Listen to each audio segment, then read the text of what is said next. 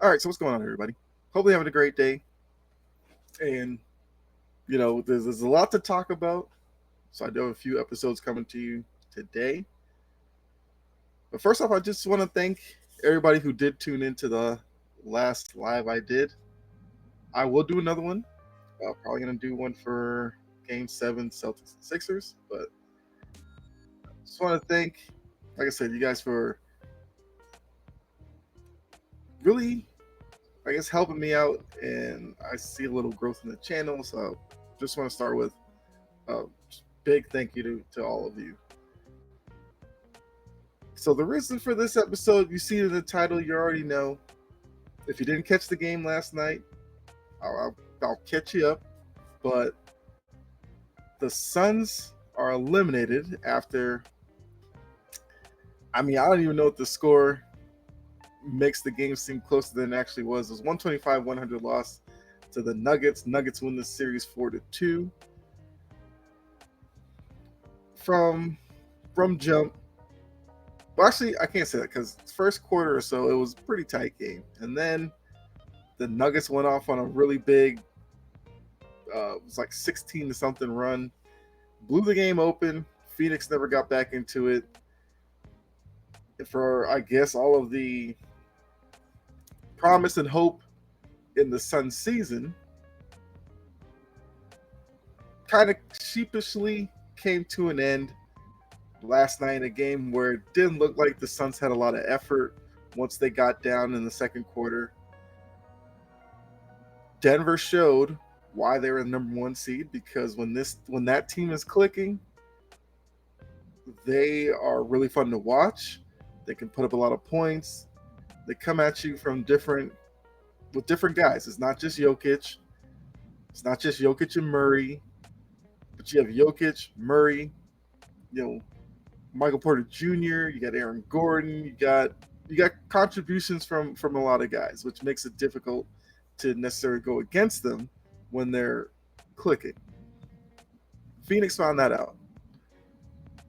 Now, looking at the game, was a campaign was their leading scorer with 31 points. That probably tells you all you need to know about the team right there.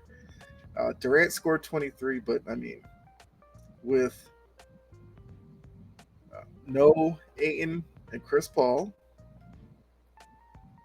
you knew that Durant, Booker were going to have to kind of repeat previous games' performances where they had to score around 40 if the Suns really wanted to extend this series out to a Game 7.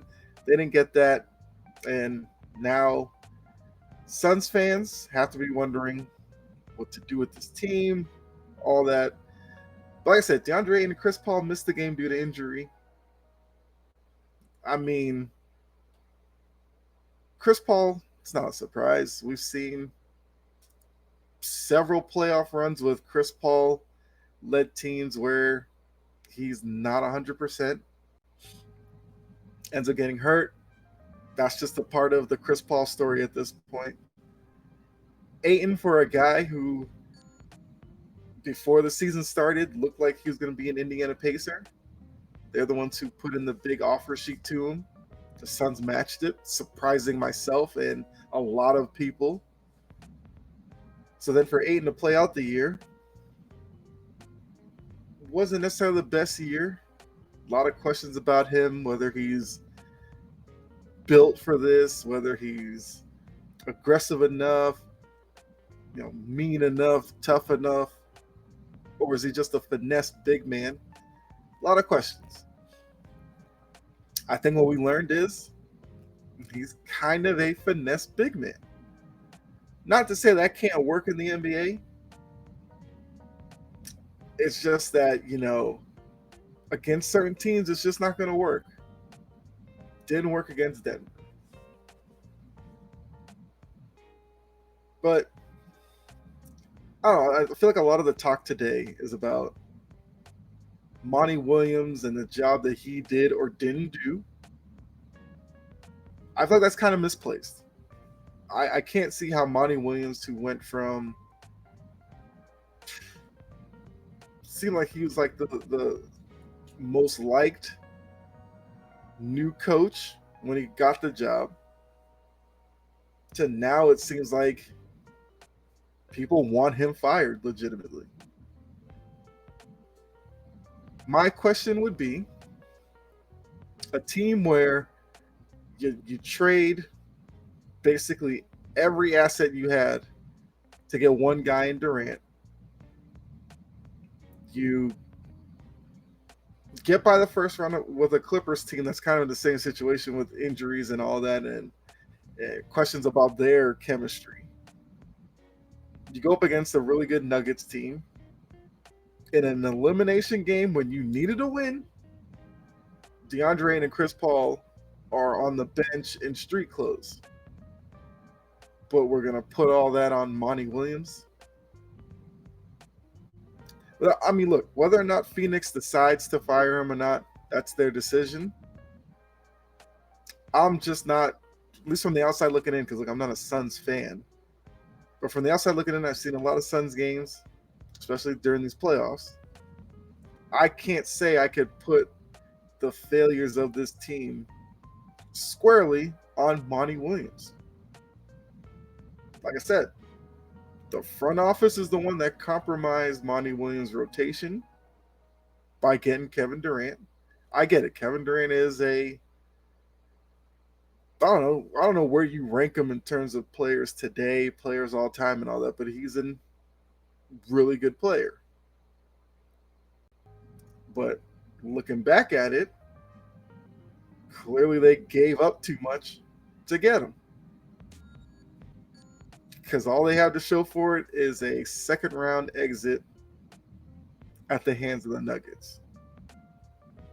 If they had kept the team intact with no Durant, wouldn't they kind of been the same place? I believe when they traded for Durant, they were maybe fourth in the West. They ended up fourth in the West anyway. So, I mean, look, it's a risk that they took.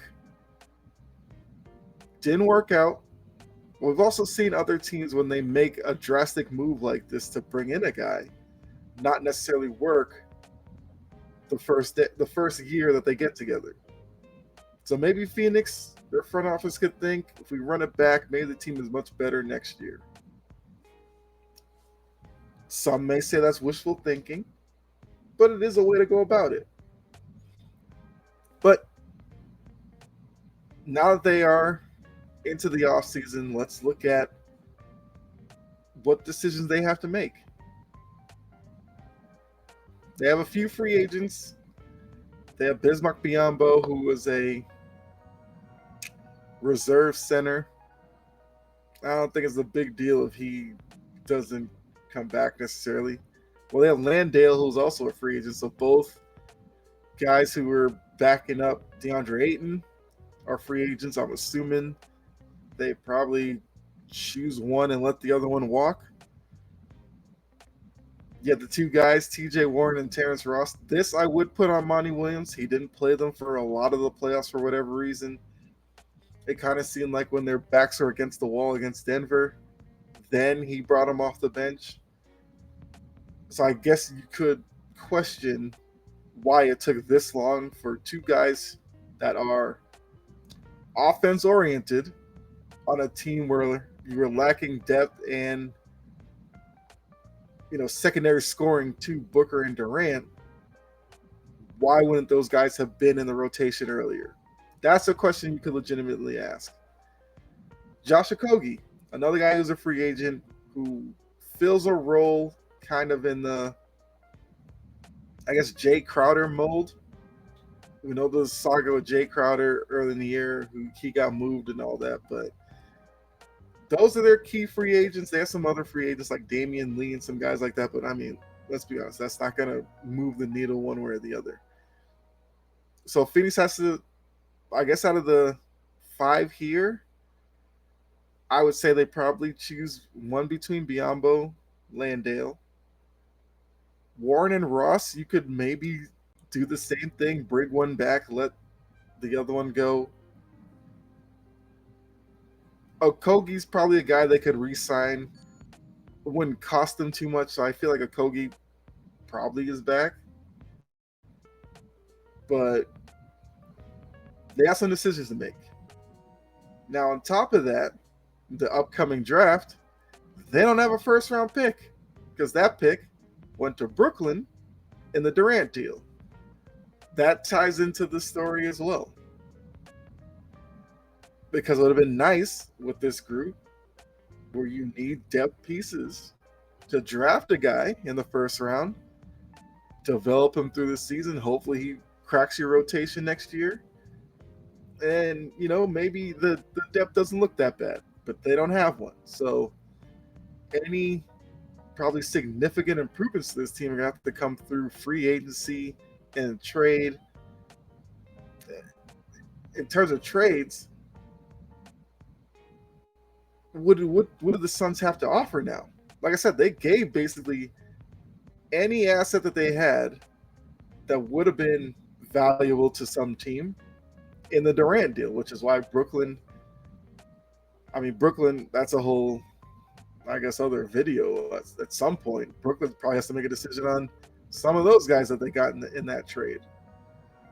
But, yeah, so looking at the Suns, what are they targeting in free agency? I think they need a Chris Paul succession plan. I don't know how many more years teams will put a lot of hope into Chris Paul only for him to break down in the playoffs. Look, he's not a young guy anymore. A lot of mileage on his body. I think at this point, this is just what he is. So Phoenix is going to have to get somebody that can take some of the load off of Chris Paul throughout the season and then hope, Chris Paul's fresh enough for a playoff run that he doesn't break down. I don't know if that's possible, but that is something they need to do. Because Cam Payne is not a starting point guard in this league, let's be honest. Cam Payne is a backup. Some cases, maybe he needs to be like your third point guard. So I'd like to see some improvement there. Get a legit scorer. Not necessarily on the level of Durant and Booker, but somebody who can give you 15, 16 points consistently.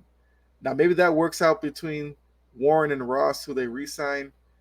Maybe that one of them becomes that guy. That's what I thought they brought those guys onto the team for, but like I said, they didn't play them that much in the playoffs. So maybe one of those guys fills that role. If not, I think they need to find somebody to do that. Thing 3, maybe you need to find just a hard-nosed, dirty work type of big man to offset Ayton. Like I said, Ayton is not that guy, but if he's going to start for you, at least if you have that guy coming off the bench, I can live with that. Landale does a little bit of that. Biyombo, that's kind of what Biyombo is. Like I said, so once again, maybe one of those two fill that role. But then at that point, you're kind of just running back the team that you had this year. Which I guess would go to the first premise I made early in this video, that maybe they just assume Durant with an off season, starting the season off with this group, maybe they're just better next year because of the added time together. That is a path to this offseason for Phoenix. But definitely a lot of questions. I said a lot of people are wondering about Monty Williams' job. I don't think it should be in jeopardy necessarily. But if you want to go into next season and put him on the hot seat, I'm fine with that. I don't think the way that this season played out should be a reason to fire Monty Williams in this offseason. But that's just me. So, Down in the comment section, you let me know, what do the Suns do now that their season's over with? A lot of people put them as a finals team because of the Durant move. But then as the playoffs kind of went on and on and on, we saw lack of depth is going to be the biggest thing that holds them back. As a Celtics fan, I realized that last year, where the depth that the Celtics thought they had didn't come through in the finals against the Warriors. But at least that was the finals. I could live with that. This is a second round exit looking completely outmatched against the Nuggets. Nuggets are a really good team. I've said that pretty much all year. Can't remember if I did an episode on here or on Sports Empire Network, but I called it before the year that I thought the Nuggets were going to be the number one seed in the West. They were. I think because they've gotten past Phoenix here, I think there's a really good chance the Nuggets get to the finals. Now, of course, they got to wait to see who they're going to play, whether it's the Lakers or the Warriors. I think Warriors-Nuggets would be really fun to watch. Yeah, two offenses going up and down the floor. Really fun. Lakers would be really interesting to see Jokic and AD go at each other, to see a team in Denver that likes to run versus a Lakers team that likes to slow the ball, slow the tempo down because of LeBron being a little older. LeBron, occasionally runs, but he doesn't run all game. He's not built for that anymore.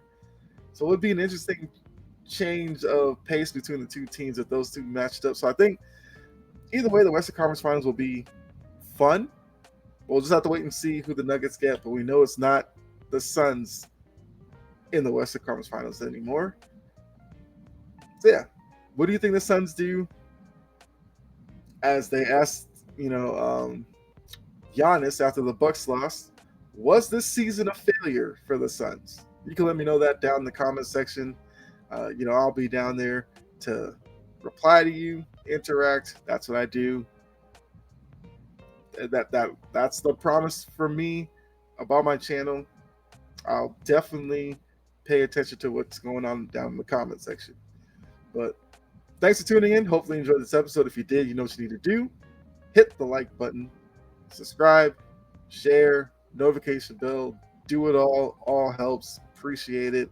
Appreciate you. But as I always say, be safe out there. God bless. And I'll catch you in the next episode. All right? Enjoy the rest of your day.